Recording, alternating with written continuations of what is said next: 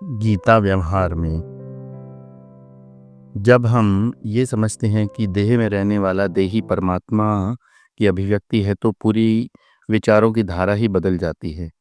फिर ये स्पष्ट हो जाएगा कि जीव नाम की कोई वस्तु है ही नहीं। महाराष्ट्र के एक बहुत बड़े संत एकनाथ महाराज एक बहुत सुंदर कहानी बताई। एक सुई की नोक पर 3 गांव थे। 2 गांवों में कोई नहीं रहता था, एक उजाड़ था। उनमें से एक गांव में 3 कुम्हार थे। 2 पैदा नहीं हुए थे, एक मर गया। उन कुम्हारों ने 3 मटके बनाए जो कच्चे थे, एक पक्का नहीं था। इन मटकों को लेकर वे बेचने गए। रास्ते में 3 नदियां थीं, 2 सूखी थी, एक में पानी नहीं था। उन मटकों को बेचने के बाद 3 रुपए मिले, 2 खोटे थे, एक चलता नहीं था। कहानी पूरी हो गई। हुआ क्या? कुछ भी नहीं। ये जीव का प्रसंग भी ऐसा ही है। जो प्रकाशक है वो प्रभावित नहीं होता, ये सिद्धांत है।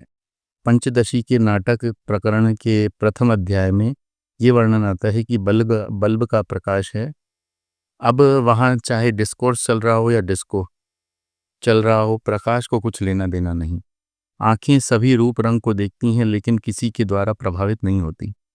कान सभी शब्दों को ग्रहण करते हैं लेकिन किसी द्वारा प्रभावित नहीं होते। मन में अच्छे बुरे सभी प्रकार के विचार आते हैं लेकिन मन पर कोई प्रभाव नहीं। यदि विचारों के प्रति राग द्वेष होता तो बुरे विचार मन में कभी नहीं आएंगे ही नहीं। इसी प्रकार चेतन सत्ता को इससे कोई फर्क नहीं पड़ता किस देह को प्रकट हो रही है। ममैवांशो जीवलोके जीवभूत सनातन। परमात्मा की परिच्छिन्न अभिव्यक्ति को जीव कहते हैं। यह अभिव्यक्ति कौन सी उपाधि की है, इसमें कुछ लेना देना नहीं।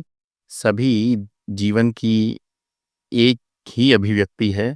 सुख दुख, अपना पराया, काम क्रोध, लोभ मोह, ये सब में सामान्य है। मनः षष्ठानि इंद्रियाणि प्रकृति स्थानि कर्षति। अब परमात्मा की अभिव्यक्ति मन के रूप में हो गई तो यह मन 5 इंद्रियों के द्वारा 5 प्रकार से प्रकट होता है, जिसके द्वारा शब्द स्पर्श रूप रस गंध 5 प्रकार का ज्ञान। इंद्रियों के माध्यम से मन विषयों को ग्रहण करता है। फिर मन किसी के प्रति आसक्त हो गया, किसी से घृणा हो गई, किसी से द्वेष हो गया। ये सब ऐसे चलता रहता है। शरीरम यद्वाप्नोति यच्चाकृत्यामतीश्वर गृहीतवैतानि संयाति वायुर्गंधानि वाशयात्। 15वां अध्याय 8वां श्लोक। देखो 7वें श्लोक में जिसको जीव कहा यहाँ उसको ईश्वर कहा। जीव और ईश्वर दो नहीं। जब हम प्रकृति के गुलाम हैं तो जीव हैं, और जब प्रकृति के नियंता बन जाते हैं तो ऐश्वर्य प्रकट होता है। यदि जीव में ऐश्वर्य नहीं होता तो एक जन्म से दूसरे जन्म में जाते समय अपनी इंद्रियों को सूटकेस में बंद करके कैसे जा सकता। गृहीतवैतानि संयाति वायुर्गंधानि वाशयात्। ये जीव एक देह से दूसरे देह में मन सहित इंद्रियों इत्यादि संस्कारों को लेकर चला जाता है। वहां जाने के बाद वहीं धंधा शुरू हो जाता है। खाने के लिए मुंह को खोलना पड़ता है, ये सिखाने की आवश्यकता नहीं होती। सूअर का बच्चा भी पैदा होते ही दूध पीने के लिए माँ के स्तन को ढूंढ लेता है। ये तो जन्म जन्म से ऐसा ही है। आंखों से देखना है, कानों से सुनना है, ये सब सिखाना नहीं पड़ता। जीव की अभिव्यक्ति सदैव सामान्य होती है। जीव अभिव्यक्ति है, व्यक्ति नहीं।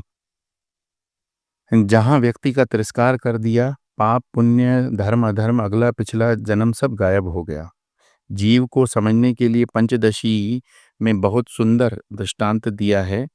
आप दर्पण के सामने खड़े हैं। यदि आपको दर्पण में अपने प्रतिबिंब का वर्णन करना है तो क्या बातें आएंगी? एक प्रतिबिंब, दूसरा दर्पण, तीसरा हमारा मुख, तीनों को मिलाकर प्रतिबिंब होता है। अकेले उसकी सत्ता नहीं है। इसी प्रकार जीव की अपनी स्वतंत्र सत्ता नहीं है। परमात्मा अंतःकरण की उपाधि में चिदाभास के रूप से प्रकट होकर जड़ अंतःकरण और जड़ देह को सचेत कर देता है। इसके पश्चात जीवन प्रारंभ हो जाता है। जिस देह में चैतन्य का प्रकट मन के रूप में नहीं हो पाता, वह देह मृत कही जाती है। यदि आप दीवार के सामने खड़े हो तो आपका प्रतिबिंब आपको नहीं दिखेगा। उसी दीवार पर छोटा-सा आईना लगा दो तो प्रतिबिंब दिखेगा। ये प्रतिबिंब दीवार की बाकी जगह पर क्यों नहीं पड़ा? उपाधि भेद के कारण। परमात्मा का प्रागट्य जब चिदाभास के रूप में होता है तब देह सचेत हो जाता है। ये एक सिद्धांत है, जैसे बिजली बल्ब के माध्यम से प्रकाश के रूप में प्रकट होती है, ये सिद्धांत है। बल्ब का जो प्रकाश है, क्या हम आपको पापी और पुण्यवान कहेंगे? शास्त्रों में ये जो पाप पुण्य आदि को लेकर प्रक्रिया बताई है, वह हमको बहिर्मुखता से हटाकर अंतर्मुखी बनाने के लिए बताई गई है। दुनिया से अपने मन को हटाओ, फिर जो सुख दुख का कारण, उसका कारण हम दुनिया को नहीं ठहराएंगे। सुख दुख का कारण हम स्वयं हैं। जब तक हम अपने को भी पढ़ा, उसका अर्थ यही है कि हम एक अखंड सत्ता हैं। इसको समझने के लिए एक उदाहरण लेते हैं। आजकल हम सबके पास मोबाइल फ़ोन है। अब उसको लेकर चिंतन करेंगे। जब हम किसी से बात करने के लिए नंबर मिलाते हैं तो जवाब आता है, आप जिसके बात करना चाहते हैं वो नंबर कवरेज एरिया के बाहर है, इसलिए आप उससे बात नहीं कर सकते। इसका अर्थ क्या हुआ? जिस कंपनी का आपका फ़ोन है, उसकी साउंड वेव्स उस एरिया में नहीं पहुंचती। यही फ़ोन जब साउंड वेव्स एरिया में आ जाएगा, तब उसी फ़ोन में से जो साउंड वेव्स बाहर प्रकट होने लगेंगी। हम सबका अनुभव यही है, आवाज़ अंदर से आ रही है, लेकिन वास्तविकता है कि साउंड वेव्स बाहर हैं, लेकिन प्रकट अंदर से हो रही हैं। इसी प्रकार से हम सभी मोबाइल फ़ोन के जैसे हैं और इस चिदाकाश में घूम रहे हैं। मोबाइल फ़ोन सिम कार्ड के बिना काम नहीं कर सकता। इसी प्रकार से हमारे इस मोबाइल फ़ोन में सिम कार्ड है या सिम कार्ड है देहात्म भाव, तो करना क्या है? सिम कार्ड निकालो, देहात्म भाव का त्याग कर दो। देह के साथ तादाद में हमेशा के लिए टूट गया तो अच्छा खासा व्यक्ति रात को सोया हुआ उठा ही नहीं, कोई कमी नहीं हुई। क्या हुआ? क्या? सिम कार्ड निकल गया। जिस प्रकार बाहर की साउंड वेव्स फोन के अंदर प्रकट होती हैं, उसी प्रकार से चेतन सत्ता में उसको चिदाकाश कहते हैं। हम आप मोबाइल फोन के जैसे हैं। इस चिदाकाश की अभिव्यक्ति हमारे माध्यम से जीवन के रूप में हो रही है। इसका अर्थ ये नहीं है कि चिदाकाश हमारे अंदर है, हम देह के अंदर नहीं, देह हमारे अंदर है। इस फोन के अंदर साउंड वेव्स नहीं, साउंड वेव्स में फ़ोन है। मोबाइल फ़ोन में साउंड वेव्स की सीमाएं होती हैं, लेकिन चिदाकाश अनंत है, इसकी कोई सीमाएं नहीं। जब भी चले जाओ, जब तक ये सिम कार्ड अंदर है और ये मोबाइल अर्थात हमारा देह ठीक काम कर रहा है, फैक्ट्री सेटिंग ठीक है तो ठीक काम करेगा। एक कंप्यूटर साइंस का विद्यार्थी मिलने आया। पहले वो बहुत अच्छी नौकरी करता था, फिर छोड़ दी, डिप्रेशन में चला गया। हमसे बोला, स्वामी जी मैं योगा करता हूँ, प्राणायाम करता हूँ, मुझे किसी चीज़ में अब मन नहीं लगता। हमने कहा तुम सॉफ्टवेयर इंजीनियर हो, मैं तुम्हारी भाषा में बात कर बताता हूँ। तुम्हारी फैक्ट्री सेटिंग बिगड़ गई है, इसलिए सब गड़बड़ है। Go back to your factory setting. बिना कारण हम उल्टे सीधे चक्करों में फंस जाते हैं। जैसे भगवान ने बताया, श्रुति विप्रतिपन्ना ते यदा स्थास्यति निश्चल है। सुन सुनकर हमारे दिमाग में भ्रांतियां उत्पन्न हो गईं। पता नहीं चला कि कौन सी बात किस संदर्भ में कही गई है। किसी व्यक्ति का अर्थ बिना संदर्भ के लिया जाए तो अर्थ का अनर्थ हो जाता है। इसलिए इस जीव के प्रसंग को ठीक प्रकार से समझना, अन्यथा हम पढ़ सुनकर उसका गलत अर्थ निकालते हैं और अपने जीवन का सत्यानाश करते हैं। जैसे दर्पण में प्रतिबिंब का दर्शन करते समय 3 बातों की आवश्यकता है: प्रतिबिंब, दर्पण और अपना चेहरा। दर्पण को हटा दो तो प्रतिबिंब गायब हो जाएगा, लेकिन हमारा चेहरा ज्यों का त्यों।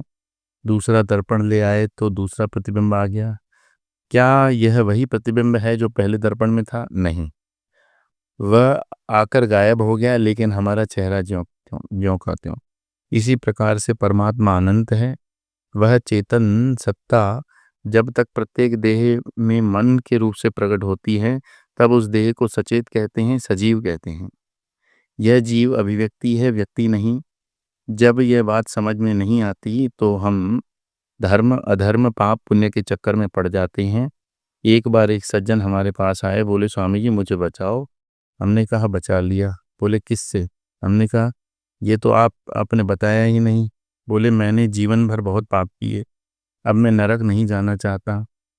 हमने कहा हम गारंटी से कहते हैं आप नरक में नहीं जाओगे। बोले कैसे? हमने कहा आप कहाँ हो? नरक में ही हो। जिस व्यक्ति को अपने होने पर प्रसन्नता नहीं, वह जीवित कहाँ है? इसलिए भगवान कहते हैं